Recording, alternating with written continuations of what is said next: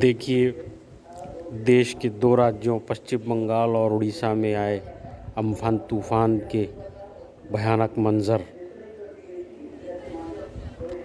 इस तरह के मंज़र देश के राष्ट्रीय मीडिया पर प्राइम टाइम में कभी नहीं दिखाए जाएंगे, लेकिन सोशल मीडिया और व्हाट्सएप वायरल वीडियोज़ के माध्यम से उपलब्ध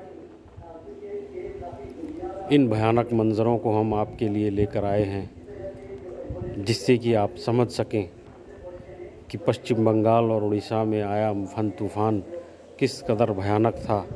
एक ज़लज़ले के रूप में उसने भारी तबाही मचाई है। पश्चिम बंगाल के 12 ज़िले पूरी तरह तहस नहस कर दिए गए हैं। इस तूफ़ान की भयावहता का अंदाज़ा इसी बात से लगाया जा सकता है कि लोग घरों में बैठे बैठे कंपन महसूस कर रहे थे अम्फान तूफ़ान के कारण, और लगभग 4 घंटे तक चले इस तबाही के मंज़र ने पश्चिम बंगाल की राजधानी कोलकाता और इसके आसपास के ज़िलों को भारी तबाही के कगार पर लाकर खड़ा कर दिया है।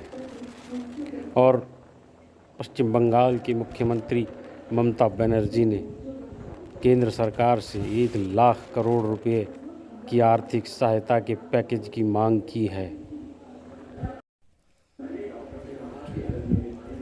लोगों का कहना रहा कि जिस समय अम्फान तूफ़ान अपने पूरे यौवन पर था, शबाब पर था, उस समय हावड़ा ब्रिज को देखकर ऐसा लग रहा था जैसे मानो यह तूफ़ान और 180 किलोमीटर की स्पीड से चलती हुई हवाएं कहीं हावड़ा ब्रिज को हुगली नदी में डुबो ना दें। लेकिन हावड़ा ब्रिज की मजबूती ने जिस कदर अम्फान तूफ़ान को थामे रखा और उसका सामना किया, वह तारीफ़ के काबिल है। हावड़ा ब्रिज को बनाने वाले उन इंजीनियरों को सलाम है।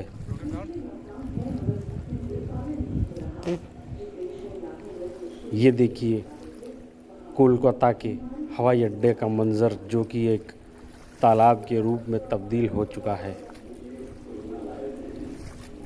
कितना भयानक मंज़र है, कितनी भारी तबाही है, जिसका अंदाज़ा हमें यहाँ बैठे बैठे लगा पाना बहुत मुश्किल है। लेकिन फिर भी यह हमारी ओर से एक प्रयास है ताकि आप देख सकें कि अम्फान तूफ़ान कितना भयानक था, किस कदर एक ज़लज़ला था, एक युद्ध था जो बंगाल और उड़ीसा ने लड़ा है। ये देखिए पश्चिम बंगाल के कोलकाता के आसपास के ज़िलों के राष्ट्रीय राजमार्गों के हाल